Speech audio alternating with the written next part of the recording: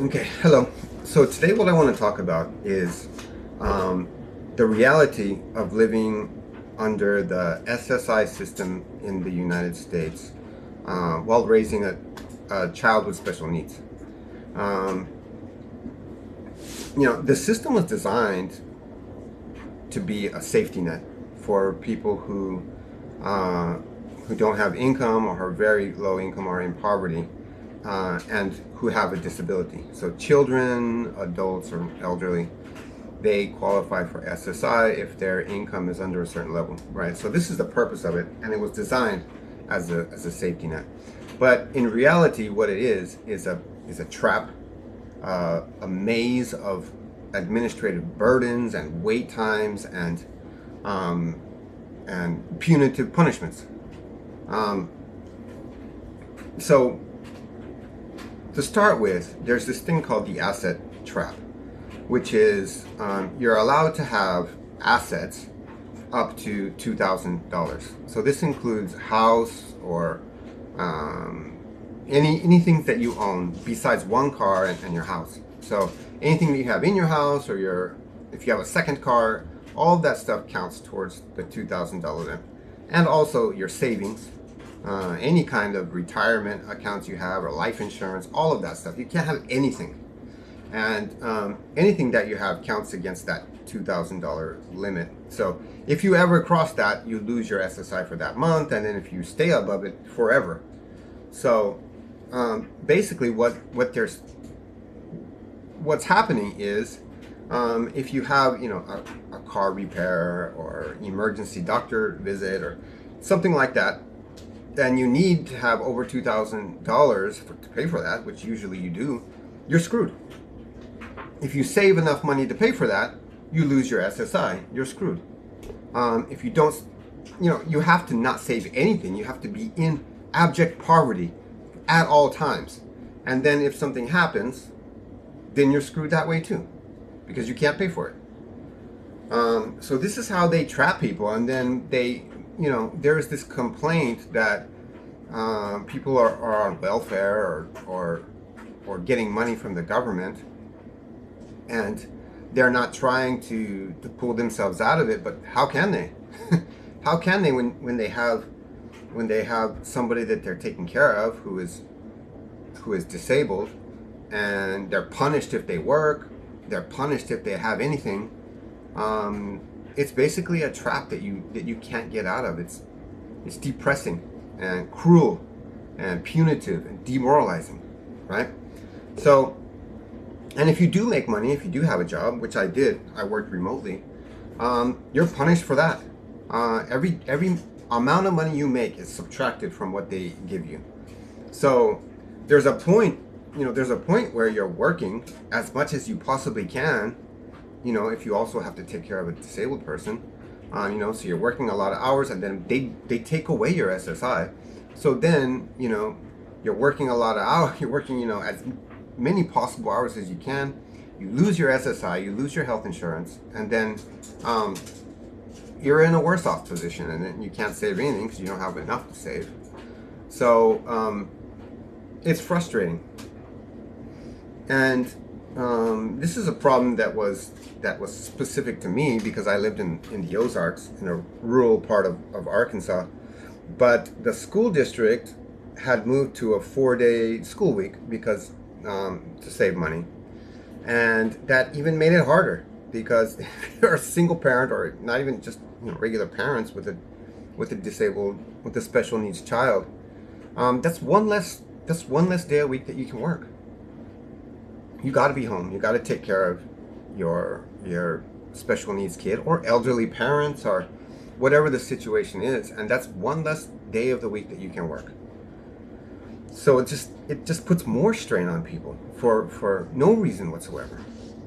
And so I had to deal with that problem.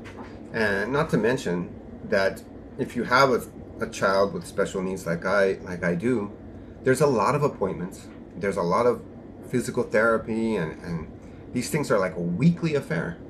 And that takes out more time from work, and it costs money to drive. It was an hour and a half drive for me to go to the doctor back, and an hour and a half there, an hour and a half back. So that's like 3 hours of the day, and then gas money, time that I can't work, and the cost of doing that, right?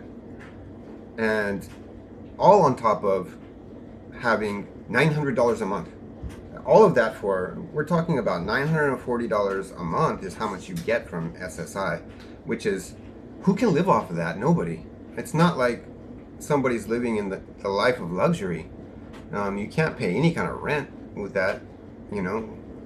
I was living in a, luckily I was living in a trailer house where I didn't have to pay much rent, but you can't live a normal life under that kind of money. So then I moved to California, and the average rent here is $1,500 to $2,500, and that $950 from SSI it's a joke. It's not going to do anything. And I couldn't even save enough money to pay the deposit, because then I would be over the asset limit. That's how ridiculous it is, right? you can't have a functional life.